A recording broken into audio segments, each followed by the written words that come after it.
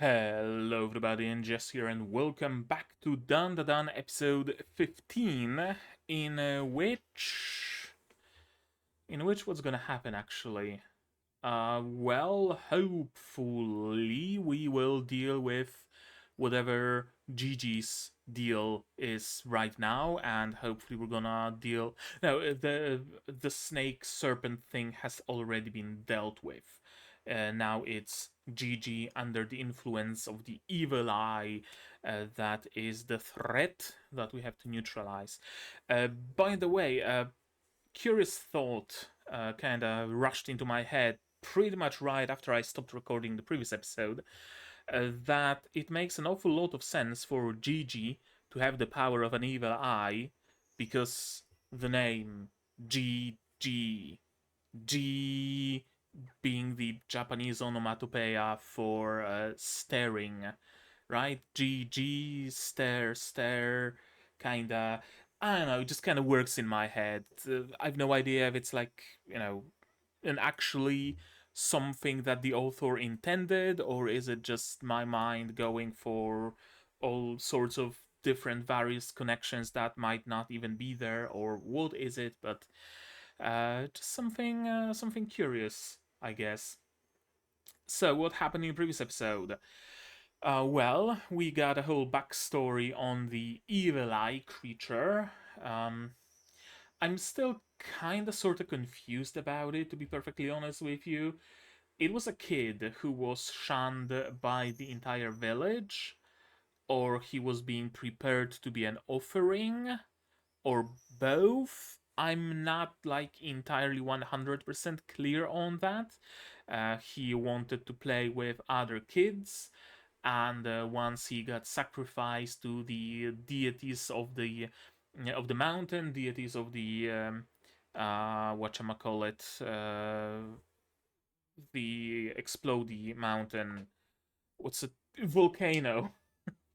Deities of the volcano. He just turned into an evil eye, kinda, but not really. He turned into a ghost who was tied to this place basically, and whenever he was noticed by another living kid, that kid's parents would die by their own hand.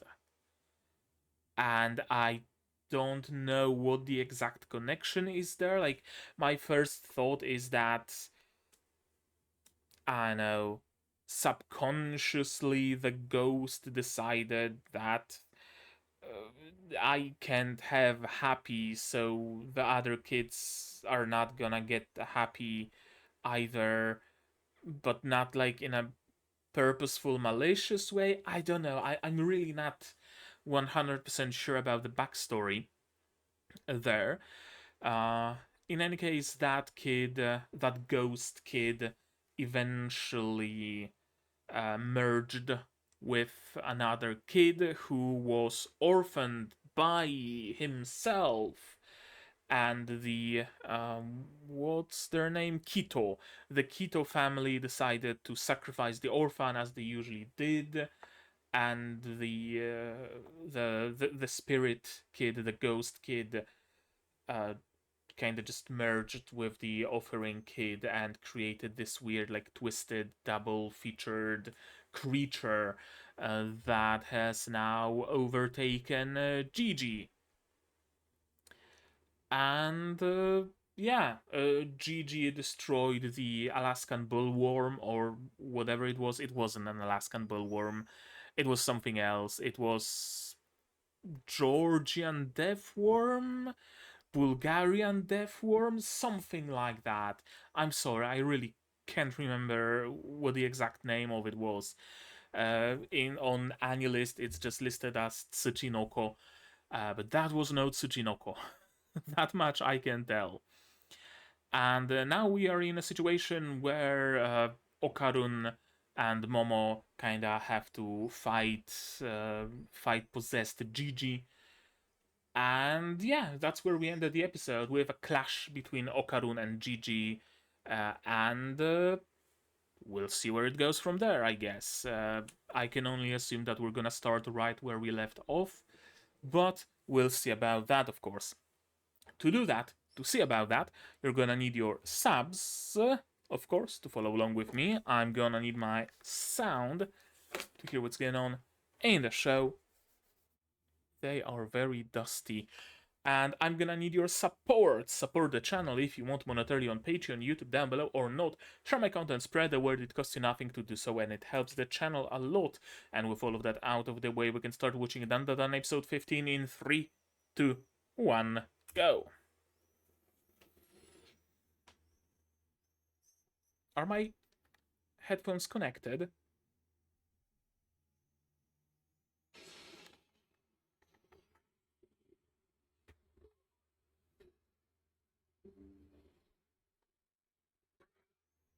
Now they're connected. Okay, we're good.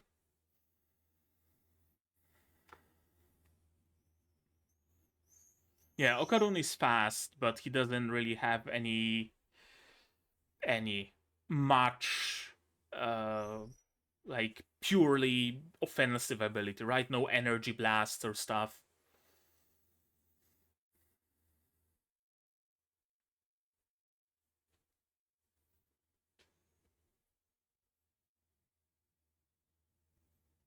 That's why he has Momo.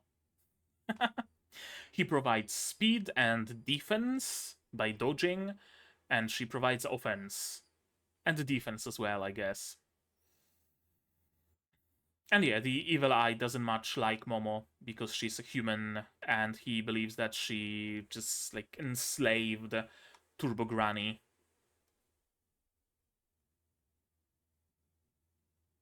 You won't get away with this.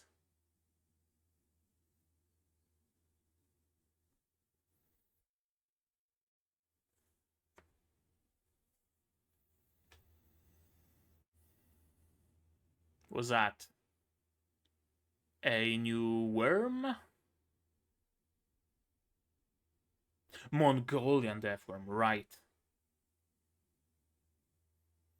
Instant D transformation, by the way.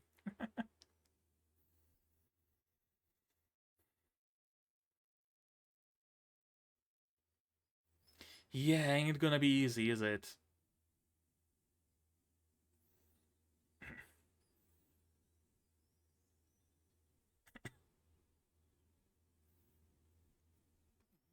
Not gonna be easy to bring sunlight here.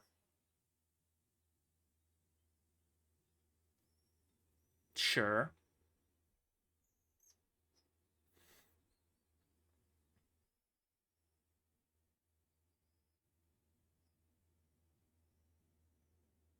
Hmm.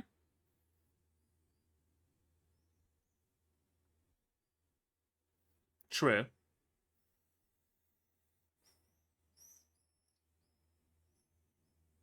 Not like Gigi is in immediate danger.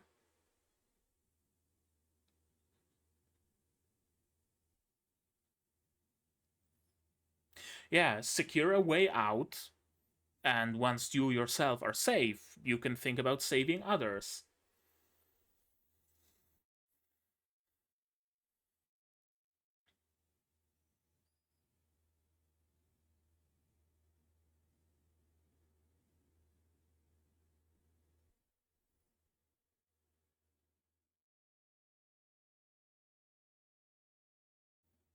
Yeah?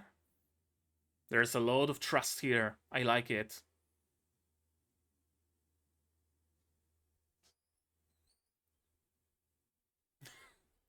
He's gonna launch you. Yeah. His legs are powerful after all for running. So why not for, you know.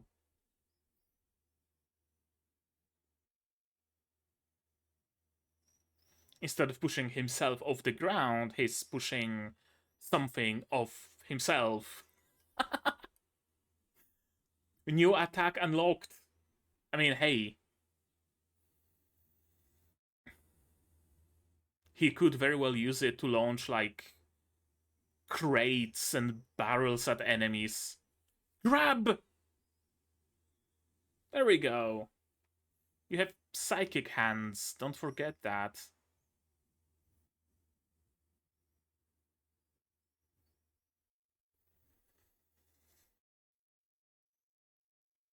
Well, that was instant. Hopefully there is no more of the Keto family above ground. Yorokobe.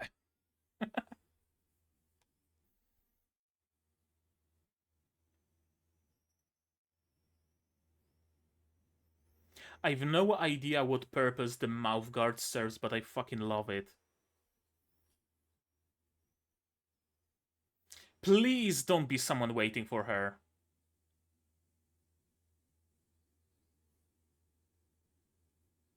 Okay, we're good. Yeah, that will work in a pinch.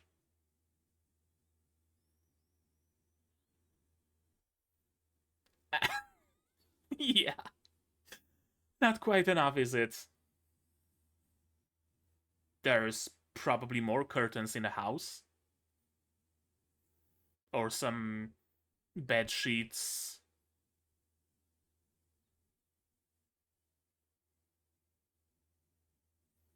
Sun. Uh, what was that?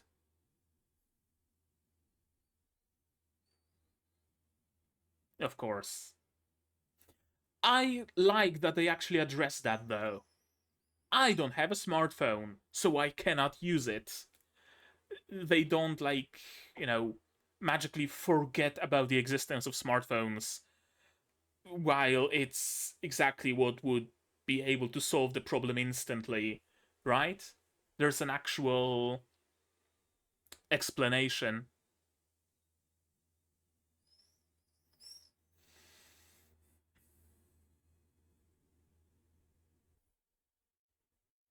All too often, an issue in a show or a movie or a book or whatever, it could be solved by a single fucking phone call. But conveniently, every single character forgets that portable phones exist. So I like it.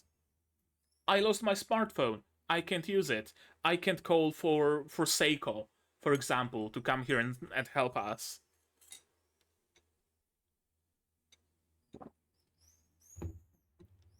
Landline, though. Presumably, landline is still a thing. Ah, whatever. I'm just gonna hand wave it.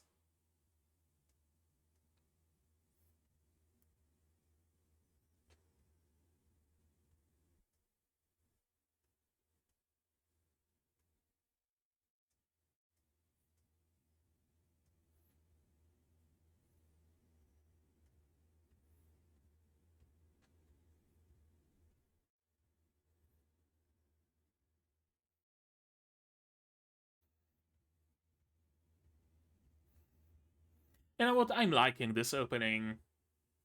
Like, it's not creepy nuts.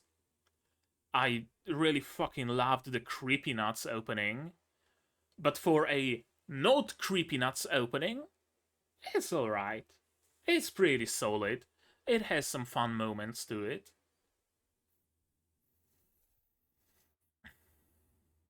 Though I would be lying if I said that I didn't expect creepy nuts to make a reappearance. Fully expected them to make an OP for this season as well, but oh well.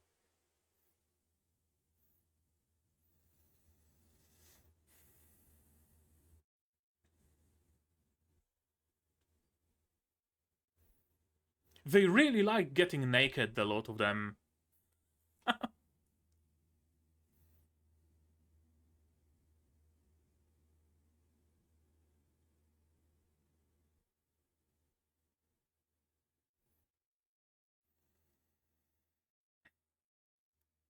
Also, just saying, but Gigi is very physical for someone whose power is evil eye.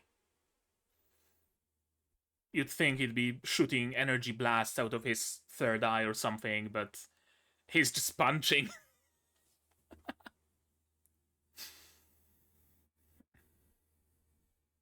I guess the ghost combines with the host, and the result has the properties of both. And Gigi is a very sporty guy.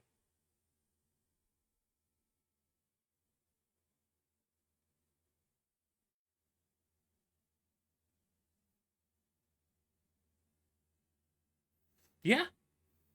Oh, looks like the body is giving out. Or poison. Gotcha.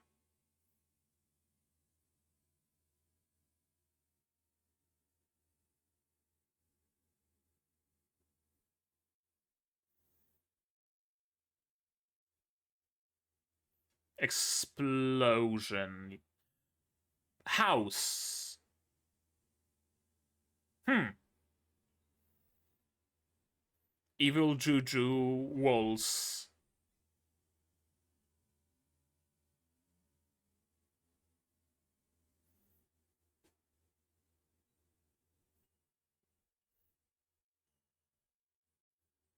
What's that?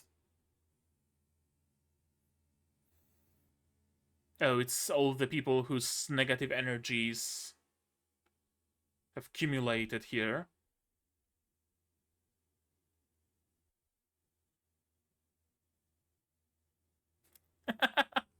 Okay, that was cool. That was just cool.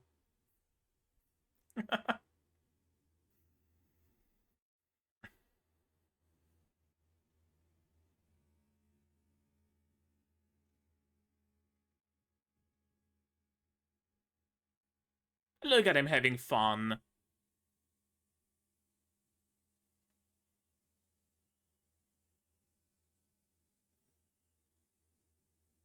Oh, you shouldn't have said that. You should not have said that. Exactly. Exactly.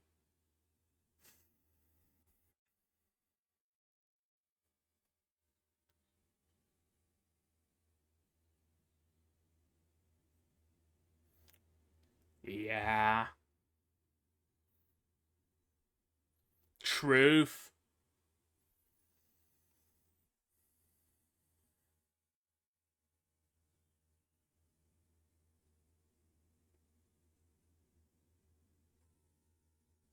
Ooh. He's gotten faster.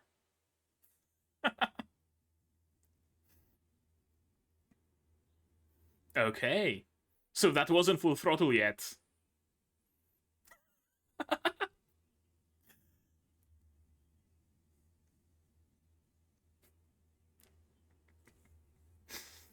Oh boy.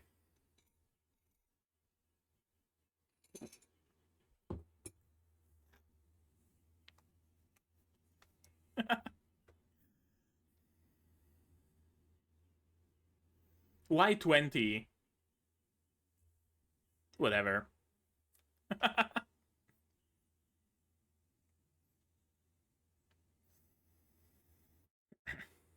Again, I love how they play with color here. When Gigi was, well, when Evil Eye was in control, purple. When Okarun was in control, red.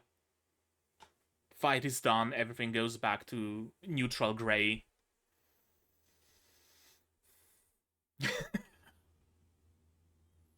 Yeah. He exhausted the limit of going full throttle.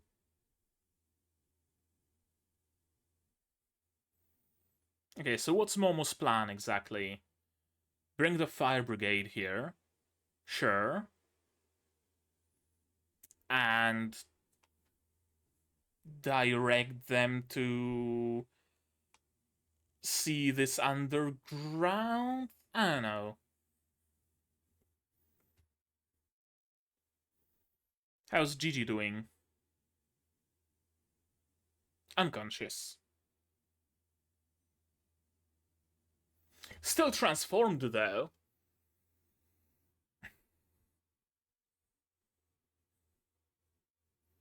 That's Turbo Granny.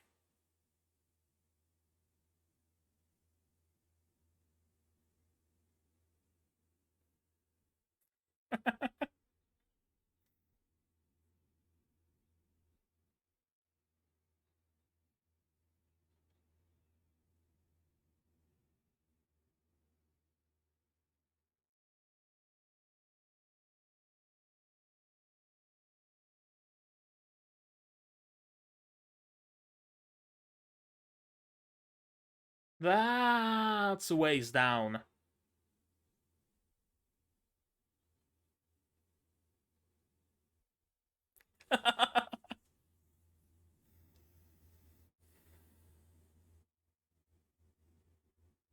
Yeah, a piece of board. There are loose ones around.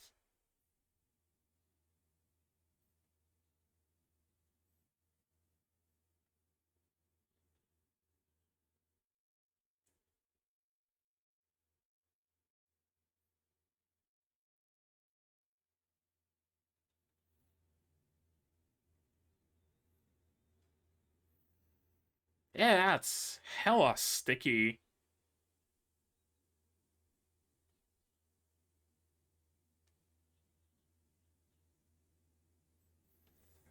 Oh, yeah, that's no good. Yeah, that's no bueno.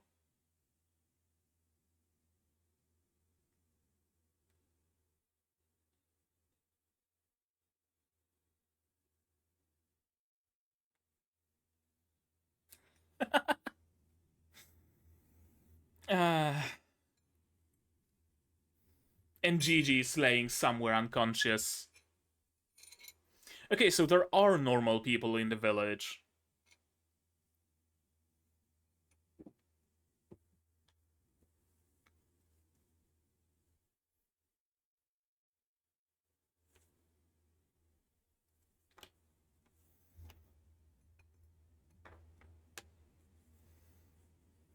Yeah, this dude looks weird. He's probably a member of the Keto family. Wouldn't surprise me. Or he's paid off by them.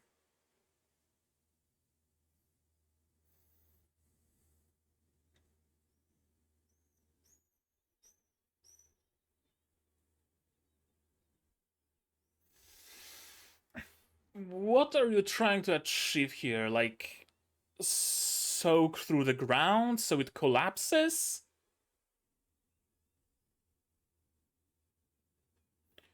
Or are you trying to. Yeah, okay. Trying to make the ground collapse. Right?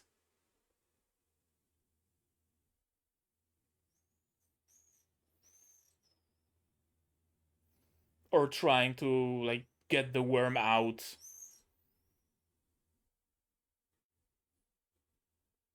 Yeah, trying to make the worm get out. Kind of like you deal with some types of parasites where you submerge the entry point in water and they just trying to escape.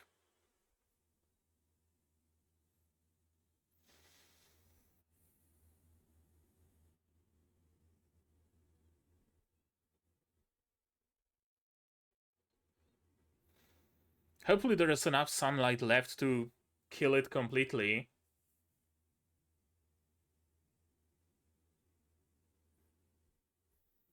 Because it's wet and they can't breathe underground. Yep.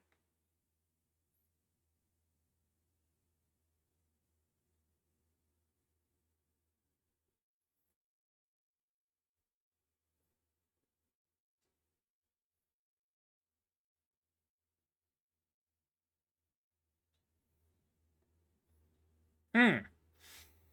I have not heard that term, though I have observed that phenomenon.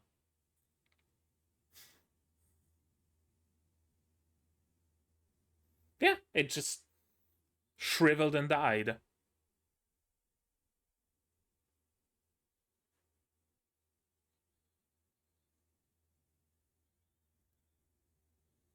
Kinda.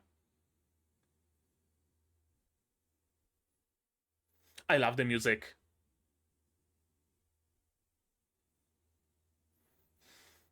I always enjoy all sorts of weird combinations of like techno beats with a chorus. What's going on? It's gonna explode, isn't it? It's gonna do a Power Rangers villain of the week and it's gonna explode.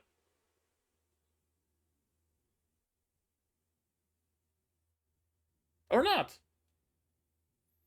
That's also fine.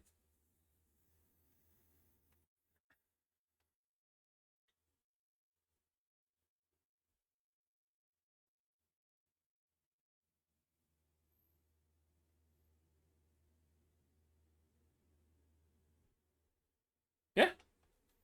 Well, strictly speaking, the sun did, but yeah.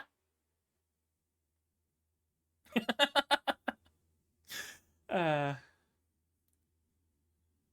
Focus on saving Okarun and Gigi. Now it's gonna explode.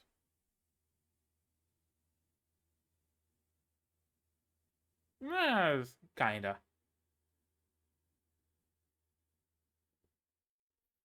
Oh, it's the Kito family. Alive and well, presumably. Somehow.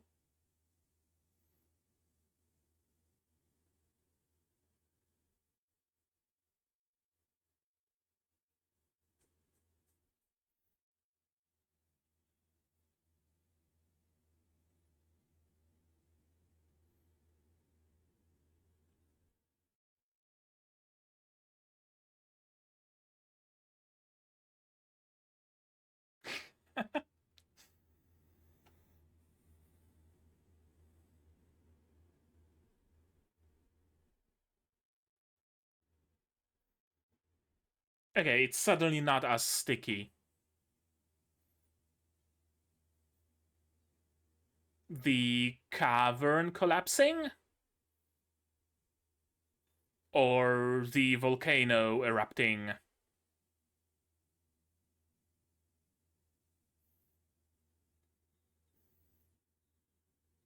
Seems to be fairly large scale, so probably the volcano erupting. Yep. Apparently, there is something to the volcano. Color me surprised. I fully expected the volcano business to be complete bullshit.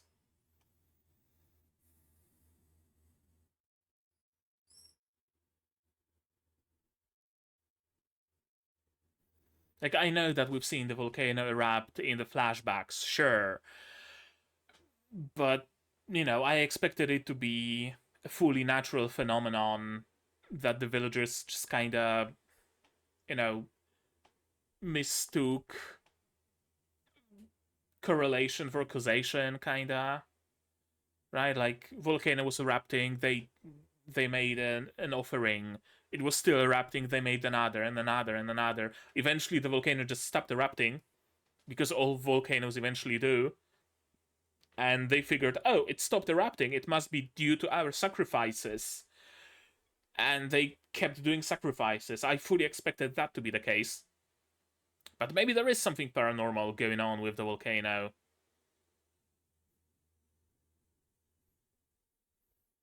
Or maybe not. That cavern beneath the house is interesting. It's a pretty fucking big cavern. Ah.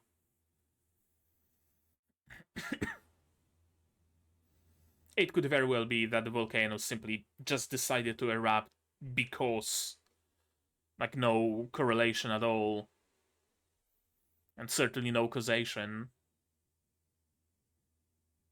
Oh, that's spoilers. I'm gonna skip over those, not watch them. We are gonna watch this episode again, though, as we always do. So what do we have here? Yeah, big explosion, and again the play with color, right? Red for Okarun, purple for Gigi. We have teal for Momo, uh, Aira is like, I can't remember what exactly her energy color is. I wanted to say pink because of her hair, but wasn't it yellow? I'm not sure. Yeah, Okarun isn't particularly, well, I'm saying he's not particularly offensively minded, and he beat Evil Eye to a pulp, so I'm not entirely correct in that assessment. But yeah, he doesn't really have, as I said, energy blasts or Kamehameha or whatever. The way Gigi has his fancy, like, bad juju bowl. This is like what, a bit of the worm burrowed and releasing toxin. Is it worm egg? I know. I'm really not sure what it is exactly.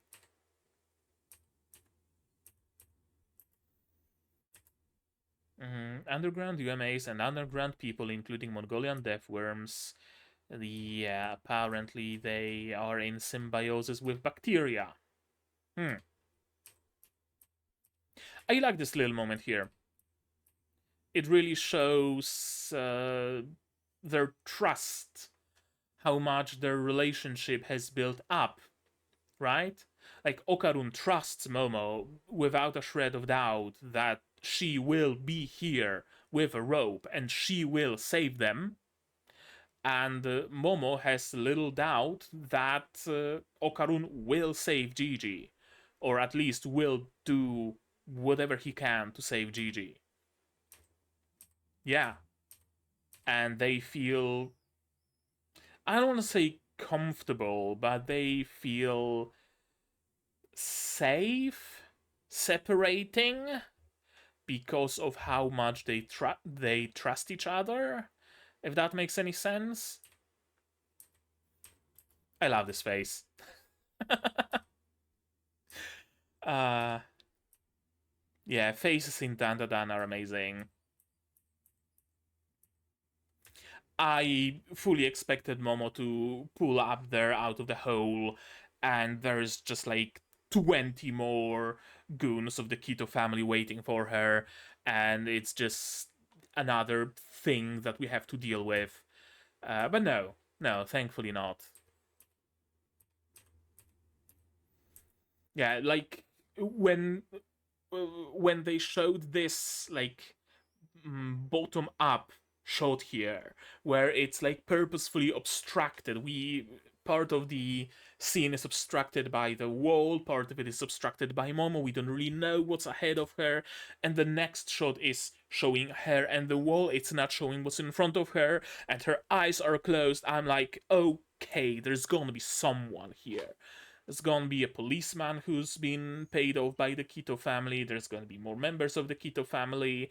There's gonna be the priest. There's gonna be, I don't know, something's gonna go to hell. Thankfully not. Yeah, single curtain was not quite enough. Okay, so that's where she got the idea that they're gonna soak the ground through, and that's gonna get the worm out. How do you get a lot of water? You start a fire, and you count on the fire engines having enough water to soak the ground entirely through, which is a lot of water. Now, I'm not entirely familiar with how much water a fire brigade usually uses to extinguish a fire like this, so I can't exactly speak on the topic with any degree of certainty. But it doesn't seem like it would be enough. Whatever, doesn't matter. The idea counts, and the fact that it worked. OP, OP, OP.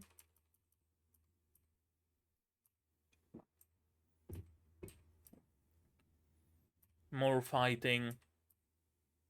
I wonder what's gonna be Gigi's powers exactly once he takes control over the evil eye in whatever way it happens. Because, I mean, sure, his powers are evil eye or whatever, but he's just punching.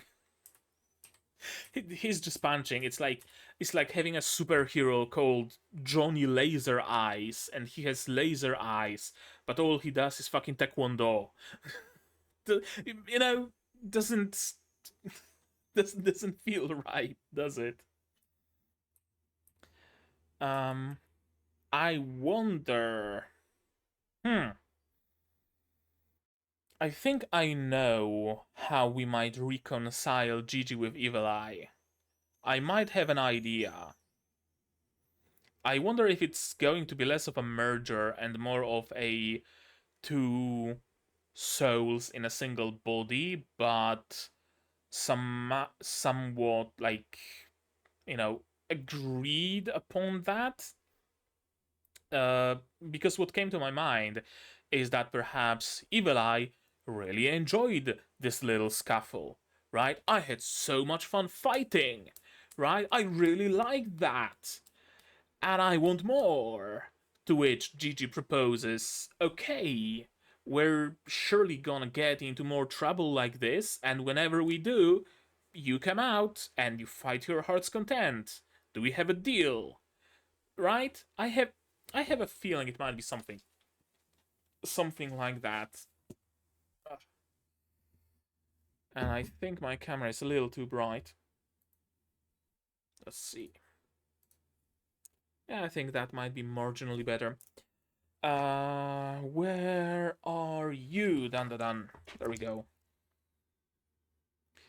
Evil I really liked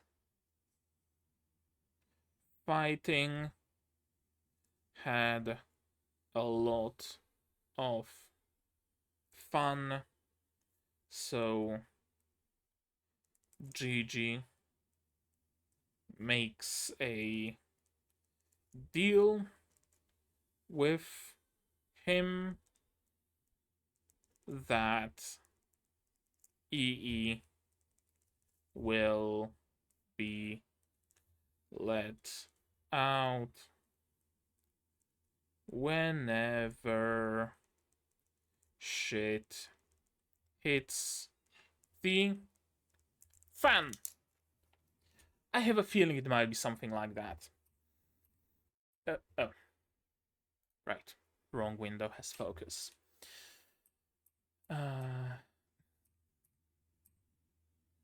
That's what I want. I want to play games seriously and use my entire body to the fullest. He's happy. He's enjoying himself. Right? Like, I genuinely think him fighting Okarun here is half because he has some, like, humans are enslaving spirits and spirits are my people, so I must save spirits kind of obligation feeling thing. But I really think there is a great modicum of just having fun, being able to use a physical body to the fullest, move around, run around, kick ball, right? You will never be able to leave that cursed house. Right, because it's the spirits of all people who were never able to leave the house or something. I love this moment. The music and the Tadaima. It's a great moment. I love it. After you will be that girl. Now this is where you done fucked up. This is where you done fucked up. Like, you can beat Okarun into unconsciousness if you want. That's no biggie. But don't you fucking dare threaten Momo. Right? How did it go? Uh, get my wife out of your fucking mouth? What was it exactly that Will Smith said? I know, I don't remember, but it's basically this. It's basically this. Yeah, you should not have said that, my dude. You should not have said that. You threaten Momo? Okarun is done threatening you. Okarun starts beating you the fuck up. And of course, Gigi is also in danger. Gigi is also harmed by Evil Eye, and he's a friend. And full throttle is quite enough. Right, he's not punching, he's using his legs. I like it. Right, like in this episode already, he used his legs to kick Momo up because his legs are, inhumanely strong because run fast. And now he's just using his legs to launch himself into the ceiling. I like it. Also, again, the play with color. Everything is purple because we're in Gigi's domain. Right? I'm going full throttle. We see red glow and this brief, like, flash of red at first. Right? Brief flash of red. Then back to purple. Then only Okarun is red. And with the first punch, the purple is flying away. Like you can see the specks of purple still here in the middle of the screen flying up, following Gigi, but the rest of the screen, it's red. And the red is slowly creeping in, even coloring Gigi. You're now in Okarun's domain. Right? He's trying to push back. He's attacking. The purple is encroaching on red again. Nope. Red's coming back. I really, really enjoy how much they're playing with color here. And final shot, final punch, everything gets red. And then, as the house crashes, the bits of fight, the bits of their clash, the purple and red bits are flying away, but everything else turns into realistic gray, quote unquote. We are underground, it's very little light there, if any, so of course everything's gonna be gray. But yeah, the fight is done, the clash of red versus purple is done. We're back to neutral color scheme.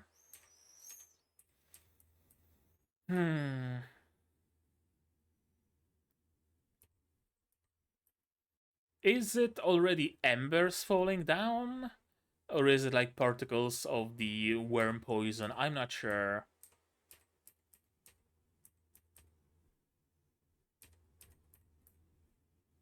No, look how happy she is that there's someone to rescue her. She's such a tsundere. Or rather, the kids are growing on her. And I really, really like it. I really like the character growth for Turbo Granny, right? Like, first she was an enemy, then she was a kind of a reluctant mentor. Now she basically took the role of their adoptive grandma. Cranky, but, but a grandma no less. I love it.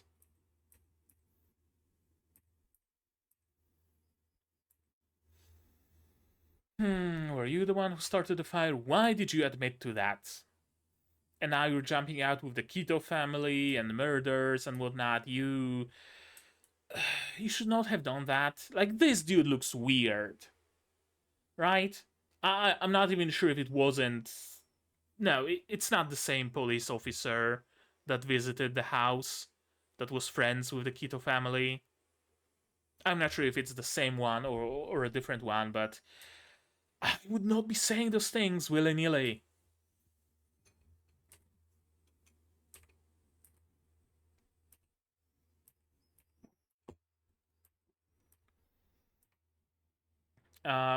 I'm glad to see that there are normal people, though.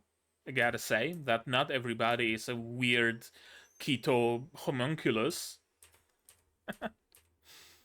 Because for a fair bit of time, or rather, this whole area was giving the impression that it's just the keto family members living here, and it's just like a weird yakuza ground kind of thingy. But no, there are regular folk living here as well.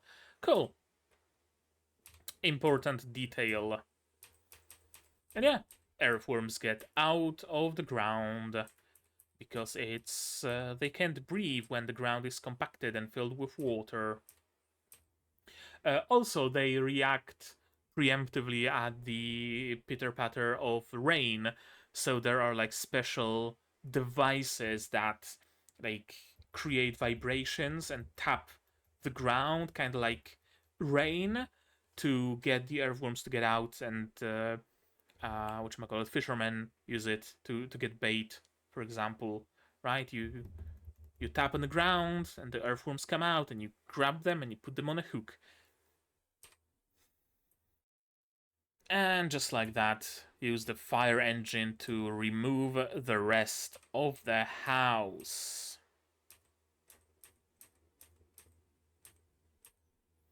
Hopefully, she did not collapse the entrance. Because that would be an issue if the entrance to the underground was now under a mound of rubble.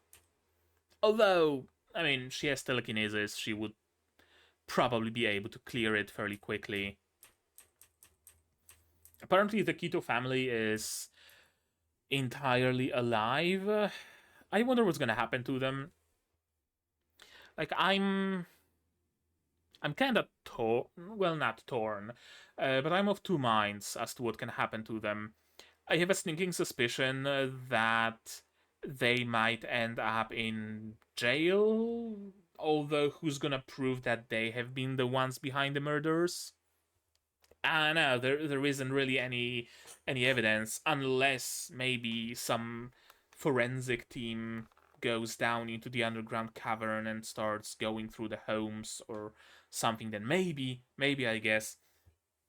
But I'm getting that weird feeling that they might be turned into like uh kind of a trope of, I don't want to say like incompetent goons, but like comic relief goons in a way, right? Where they are so innocent and goofy that it kind of absolves them of what the big bad orders them to do. If that makes any sense, I don't know. I'm just getting the vibe that when we're gonna be leaving this area, the Keto family is gonna be standing on a hill and waving goodbye, right? I don't know. I'm just getting this feeling that, oh, we get rid of the worm's influence. They're now all fine, and oh, the turns out the sacrifices weren't necessary because the volcano just erupts, as volcanoes are wont to do. Thank you, Momo-chan and the boys, for making us realize that. Goodbye, come again. We're gonna warm the fucking hot springs, especially for you, right? I know. I'm just getting this vibe. Who did the Great Serpent Lord in?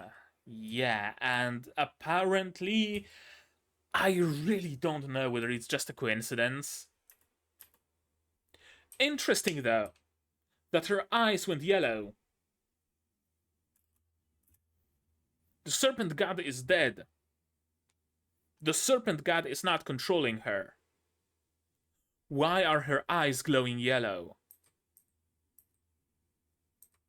Is the snake completely unrelated? Is there something going on with the volcano? Is volcano somehow paranormal? I don't know, is there something else at play here? Like an actual, or rather a second yokai that poses as the volcano deity? Kind of sort of deal? I know. I'm curious because if this is a coincidence, it's one hell of a coincidence. If it's not a coincidence, then I'm really out of ideas. If the serpent is dead, the evil eye is currently incapacitated. I don't know. I have no clue. But clearly something's going on. Just don't know what. I really enjoyed the ending. I just thought I'm gonna mention that again because I probably already said that, probably multiple times as well. But I really, really enjoy the ending. Regardless, that is going to be it for episode 15 of DANDADAN. And it was fun. Like, not an. Every time I say not an awful lot has happened, and then I start counting the things that happened, and it turns out that a lot has happened. So I'm not gonna say that. Uh, but I really wanna say that. I don't know why. I really wanna say that not a lot quantitatively has happened, because we had a lot of like fighting and stuff, but a lot did happen, right? We have the evil eye neutralized, at least temporarily. We have Okarun in dire straits. We have the worm neutralized, dead. We have the opening to the cavern potentially open. We have the volcano erupting, and we have no fucking clue why. A lot has happened in this episode, so I don't know why I'm getting the feeling that it wasn't the case. I have no idea. Uh, it was a fun episode. I really liked seeing those moments between, well, one particular moment, specifically between Momo and Okarun, how much it shows their growing trust. I loved seeing Turbo Granny kind of, moving more and more and more and more towards being a mentor and an adoptive grandma to those kids rather than being a villain that got turned into a mascot, right? I really, really enjoyed that aspect of her character. Um, the thing that's just constantly on my mind right now is the exploding volcano and just trying to figure out why, how, what's it connected to, because I refuse to believe that there's a connection to the worm, at least not a direct connection, like the worm was actually keeping the volcano at bay, kind of deal. I'm more inclined to believe that the worm was plugging some hole underground through which magma was passing through, and the worm would every so often try to get out to find some food. And whenever that worm would leave to hunt, the magma would be free to flow and the volcano would erupt. So, them bringing the offerings to the worm ensured that it didn't have to go anywhere far to hunt, so the hole was always plugged. Like, aside from this sort of an explanation, I really can't find anything else. As I said, it feels way too like connected to be a pure coincidence, but I'm really striving and finding it hard to find any sort of direct, precise, specific connection. So I don't know. I'm not sure. I'm really curious where it's gonna go. I'm really curious how this arc is gonna end, because Okarun and Turbo Granny still have to be saved. I wonder if it might be Gigi who saves them, despite all odds. He's somewhere passed out. Presumably, he's gonna come to eventually, and either he comes to as Evil Eye and tries to fight them, or he comes to as Gigi and he tries to help them. Although the fact that he didn't de-henshin after getting knocked out makes me think it's like Evil Eye mode full on right now. I don't know. We'll see. There is. I'm really having trouble predicting what's gonna happen next, and I kind of like it. Like, I don't like when a show is too predictable, and predictable DANDADAN certainly isn't. So I really, really enjoy that aspect of it. But I think right now that's gonna be it about this episode from me, but maybe you guys have something more to add on the topic of this episode, my reaction, my theories, stuff like that. If so, say so in the comments down below. No spoilers, please. Spoilers can go to my Discord if you'd like. Like the video if you liked it, subscribe to be notified of future videos, click the bell to be notified of them specifically, subscribe to show support. Support the channel if you want monetarily on Patreon or YouTube down below, or not. Share my content, spread the word. It costs you absolutely nothing to do so, and it helps the channel a lot. And with all of that out of the way, that's gonna be it from me for today. So as always, you guys do the good stuff, and I'm gonna see you in the next one. Cheers. And here's my wonderful Patreons: Cubies, Rainer, Dr. Watt, Akomancer, Fassel, and Hans Peter. And you can join them if you want without having to be spat out by a worm.